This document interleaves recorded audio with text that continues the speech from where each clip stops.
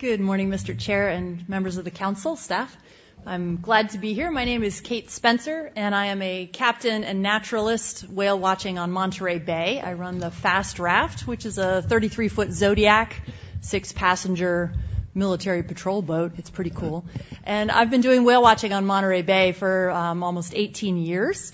And I brought some pretty pictures of whales to show you. I don't have any pictures of my boat, but I want to introduce myself and just introduce whale watching as a stakeholder. I'm not an official representative of the whale watching industry. I'm here as an individual with a great interest in seeing long-term ecosystem-based management, and my request to the council is to adopt ecosystem management to ensure the continued coexistence of the large predators, the small predators, the tourism industry, and, of course, the fishing industry. So I have some great pictures of humpback whales eating anchovies, which they eat a lot of, about a ton a day.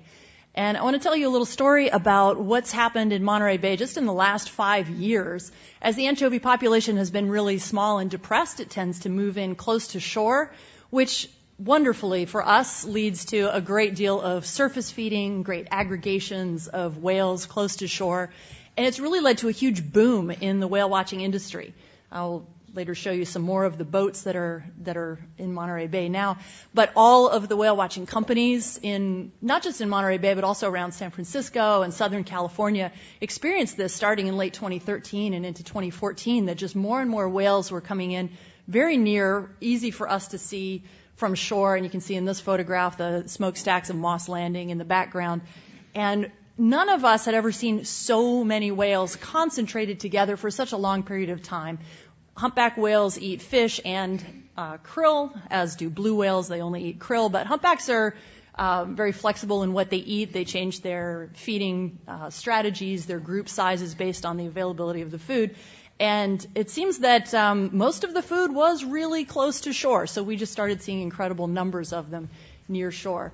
Of course, in Monterey Bay, there's also a historic fishery that is no more, and that was whaling. So all up and down our coast, and indeed all over the world, whales were hunted for their meat and blubber, and they, of course, were largely decimated. This is a skeleton in Antarctica. But there are beaches right in Monterey Bay where we know that whales were cut up in the early 1900s.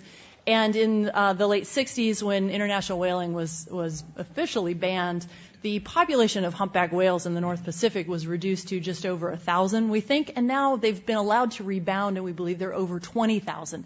The population that feeds just on the California coast is as many as 2,600 now.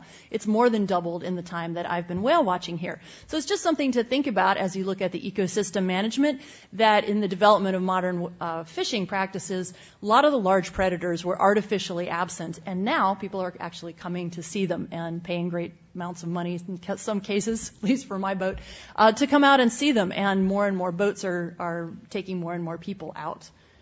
And that represents a great deal of investment by many of the companies that have purchased larger and larger boats. New companies have started, and everybody is adding tours, sometimes doing up to 5 tours a day to get all the tourists out there.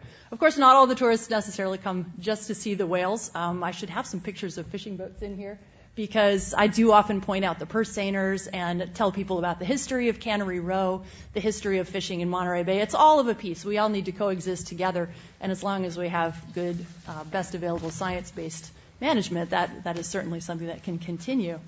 And just more great pictures of whales here. We're getting to know them as individuals, as we see the same ones over and over. We have people who are getting very attached to individual whales. And you wouldn't want to get too attached to an individual sea lion, although individual sea lions rely on the forage fish, but we do get to know their predators very well as individuals. So this is a killer whale named Fatfin, who, big male, likes to eat about a sea lion a day. So maybe the killer whales are the fisherman's best friends. There's also, the whole ecosystem includes birds, sea lions, sea otters, albatrosses. People come out to see the whole food web. And the very rich food web and the very rich, healthy ecosystem on the California coast is not just part of tourism, it's also part of real estate, why people want to live along the coastline. People don't necessarily know about whale watching, but hopefully they learn about it while they're visiting. And, of course, they're out looking at the cute sea otters and things like that. It's all one big system, and I want to make sure that we're able to keep the whole system, not just fishing, but also whale watching, coastal tourism, real estate, everything going with a healthy ecosystem. So thank you for adopting the new acoustic trawl survey, and I look forward to seeing what happens with the reference points as well.